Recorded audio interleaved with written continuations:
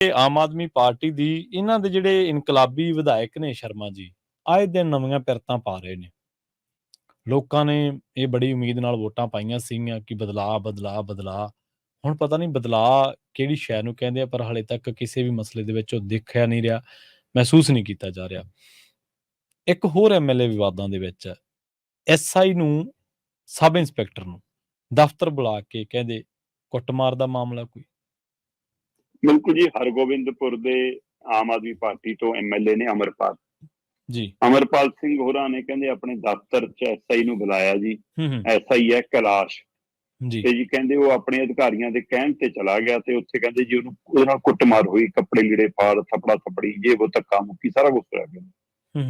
ਤੇ ਜੀ ਪਰ ਕਹਿੰਦੇ ਕਿ ਲੰਬੀ ਜਦੋਜਹਿਦ ਲੜਨੀ ਪਈ ਐਸਆਈ ਨੂੰ ਵੀ ਐਫਆਈਆਰ ਕਰਾਉਣ ਲਈ। 8 ਘੰਟਿਆਂ ਬਾਅਦ ਐਫਆਈਆਰ ਹੋਈ। ਤੇ ਉਹ ਕਹਿੰਦੀ ਜੀ ਤਕਨੀਕੀ ਪਹਿਲੂ ਹੈ ਜੀ। ਐਮਐਲਏ ਕਹਿੰਦਾ ਜੀ ਕਿ ਉਹ ਤਕਨੀਕੀ ਤੌਰ ਤੇ ਮੇਰਾ ਨਾਂ ਤਾਂ ਆਉਣਾ ਹੀ ਸੀਗਾ, ਦਫ਼ਤਰ ਮੇਰਾ ਸੀ, ਕਹਿੰਦਾ ਪਰ ਮੈਂ ਨਾ ਕੁੱਟਮਾਰ ਕੀਤੀ ਆ, ਨਾ ਕੁੱਟਮਾਰ ਦੀ ਮਨਸ਼ਾ ਸੀ। ਕਹਿੰਦਾ ਵਿਕਰਮ ਮਜੀਠੀਆ ਤਾਂ ਐਵੇਂ ਰੌਲਾ ਪਾਉਂਦਾ। ਅਸਲ ਵਿਕਰਮ ਮਜੀਠੀਆ ਨੇ ਪ੍ਰੈਸ ਕਾਨਫਰੰਸ ਕਰਤੀ ਇਸ ਮਸਲੇ ਤੇ।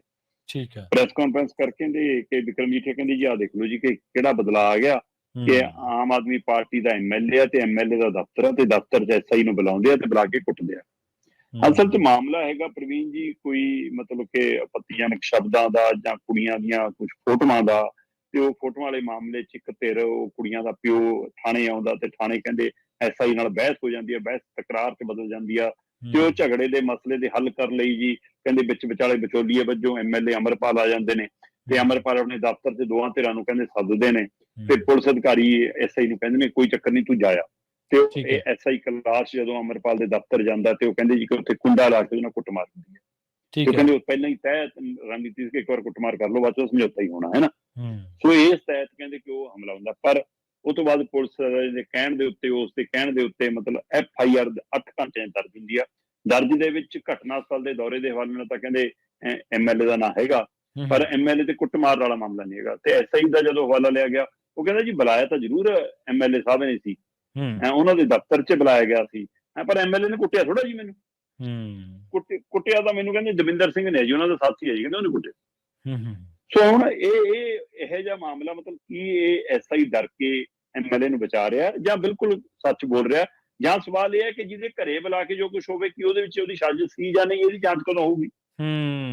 ਜਾਂ ਆਪ ਮਾਰੇ ਹੋ ਗਿਆ ਤੇ ਘਰ ਤਾਂ ਉਹਦਾ, ਸੱਦਾ ਉਹਨੇ ਦਿੱਤਾ, ਬੰਦੇ ਉਹਦੇ ਕੋਲ ਆਏ। ਸੋ ਇਸ ਲਈ ਰਾਜੀਨਾਮੇ ਦਾ ਪਤਾ ਹੋਣਾ ਚਾਹੀਦਾ ਕਿ ਦੋ ਧਿਰਾਂ ਨੂੰ ਕਿਵੇਂ ਬਿਠਾ ਕੇ ਕਰਦੇ ਨੇ। ਸੋ ਇਸ ਲਈ ਇਹ ਸਾਰਾ ਪਹਿਲੂ ਤੇ ਐਮਐਲਏ ਕਹਿੰਦਾ ਜੀ ਮੈਨੂੰ ਬਦਨਾਮ ਕੀਤਾ ਜਾ ਰਿਹਾ। ਮੈਂ ਦੂਏ ਕਮਰੇ 'ਚ ਬੈਠਾ ਸੀ ਜਦੋਂ ਇਹ ਘਟਨਾ ਵਾਪਰੀ। ਸੋ ਇਹ ਘਟਨਾ ਐਮਐਲਏ ਉਸ ਕਮਰੇ 'ਚ ਸੀ ਜਾਂ ਨਹੀਂ, ਉਸ ਕਮਰੇ ਤੋਂ ਬਾਹਰ ਸੀ ਜਾਂ ਨਹੀਂ, ਉਹਦੀ ਸ਼ਹਿ ਤੇ ਹੋਇਆ ਜਾਂ ਨਹੀਂ, ਪਰ ਉਹਦੀ ਹੱਦ 'ਚ ਹੋਇਆ, ਉਹਦੇ ਘਰ 'ਚ ਹੋਇਆ, ਉਹਦੇ ਦਫ਼ਤਰ 'ਚ ਹੋਇਆ, ਉਹਨੇ ਜਿੱਥੇ ਸੱਦਿਆ ਦੋ ਧਿਰਾਂ ਨੂੰ ਉਹ ਜ਼ਿੰਮੇਵਾਰ ਹੈ। ਸੋ ਇਸ ਲਈ ਐਮਐਲਏ ਨੇ ਇਸ ਮਸਲੇ 'ਚ ਫਿਰ ਸਾਹਮਣੇ ਆ ਕੇ ਜਵਾਬ ਫੜਾ ਦੇਣੀ ਚਾਹੀਦੀ ਨਾ ਪੁਲਿਸ ਨੂੰ, ਕਿਹਨਾਂ ਨੇ ਕੁੱਟਿਆ। ਫਿਰ 8 ਘੰਟੇ ਕਿਹਨੂੰ ਪੁੱਛਦੇ ਰਹੇ ਪੁਲਿਸ ਵਾਲੇ ਐਫਆਈਆਰ ਦਰਜ ਕਰਨ ਦੇ ਲਈ। ਸੋ ਇਸ ਲਈ ਇਹ ਮਾਮਲਾ ਕੀ ਨਿਬੜ ਜਾਵੇਗਾ ਜਾਂ ਨਿਬੜ ਗਿਆ ਜਾਂ ਜੇ ਸ਼ੁਰੂ ਹੋਇਆ, ਇਹ ਦੇਖਣ ਵਾਲੀ ਗੱਲ ਹੈ। ਪਰ ਬਦਲਾਅ ਨਜ਼ਰ ਆ ਰਿਹਾ ਜੀ ਪੂਰੀ ਤਰ੍ਹਾਂ। ਜੀ ਜੀ। ਹਲੇ ਅੰਮ੍ਰਿਤਪਾਲ ਸਿੰਘ ਸੁਖਾਨੰਦ ਵੱਲੋਂ ਪੱਤਰਕਾਰ ਨੂੰ ਕੁੱਟਣ ਦਾ ਮਾਮਲਾ ਠੰਡਾ ਨਹੀਂ ਸੀ ਪਿਆ, ਕਿ ਇੱਕ ਹੋਰ ਮਾਮਲਾ ਆਪਾਂ ਦੇਖ ਰਹੇ ਹਾਂ।